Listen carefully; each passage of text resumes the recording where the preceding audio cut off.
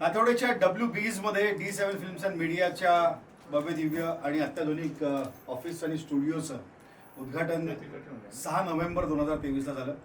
त्यानिमित्तानं मला भेटले आहेत स्वप्नील दादा, स्वप्नील खडके, जे D7 फिल्म्स अँड मीडियाचे CEO दिनेश पवार यांचे जवळचे मित्र आहेत आणि फार कमी काळात तुमची फार छान मैत्री झाली आहे. काय कारण आहे दिनेशची एवढी खास मैत्री होण्याचं? काय छंद तुमचे एकत्र जुळतात, मनं जुळतात, गुण जुळतात, स्वभाव जुळतात? सगळं जुळतं.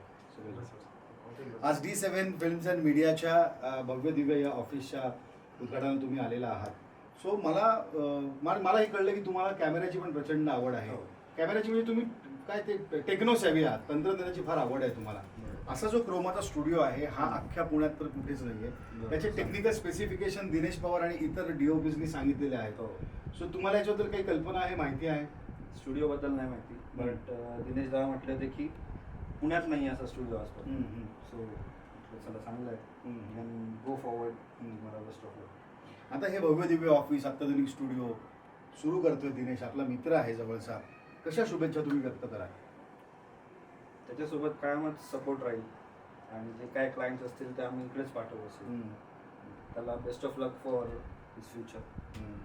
फार छान शुभेच्छा दिल्यात स्वप्नील यांनी. शब्दाचा खेळ मला करायचं वाटतं. आत्तापर्यंत दिनेशनं जे स्वप्न पाहिले ते पूर्ण केलंय, म्हणजे ते स्वप्न त्यानं नील केलंय. बरोबर.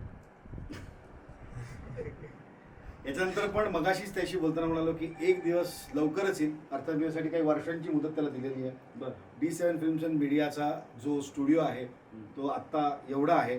काही वर्षांतर यशराज इतका त्याचा स्टुडिओ नक्की होईल, कारण त्याचा एकंदर स्वभाव बघता आणि प्रगतीचा वेग बघता लवकर तेही त्याने स्वप्न पाहिलेलं आहे आणि ते स्वप्न त्याचं पूर्ण होईल आणि तेही स्वप्न त्याचं नील या कॅटेगरीत जाईल. पण तुमच्यासारख्या मित्रांची जी साथ सोबत आहे ती मात्र कधी नील होऊ देऊ नका. नाही, ती कायम असेल. कॅमेऱ्यासमोर दिलेलं वचन आहे. नाही, काहीच कुठे साथ सोबत तुटली तर आम्ही हा व्हिडिओ व्हायरल करू नक्की. पण तुम्ही बोललात, वेळ दिलात त्याबद्दल खूप खूप धन्यवाद. थँक्यू दिनेश. आणि माणसं जपणं, माणसांची ओळख होणं, माणसांची मैत्री होणं हे सहजगत्या शक्य आहे.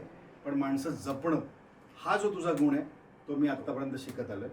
मला जर तुझ्याकडनं काही शिकायला मिळालं असेल तर माणसं जपणं फार महत्त्वाचं आहे. नाही तर 8-9 वर्ष आणि 8-9 वर्षामध्ये आम्ही हार्डली 25 किंवा 30 वेळा भेटलो असू, पण इतका स्नेह आहे आमच्यामध्ये, इतकं प्रेम आहे. सो तो तसाच आहे. सर ऑलमोस्ट किती 7-8 वेळा भेटलो सर. पण तेच ना, माणसांना आपलंसं करणं पण ते जपणं पण महत्त्वाचं आहे. Exactly. आणि म्हणून आज आपण इथे आहोत दोघं जण.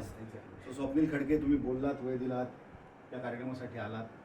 फार सुंदर वाटते. पवार कुटुंबियांच्या वतीनं मी तुमचा मनापासून आभारी आहे. थँक्यू.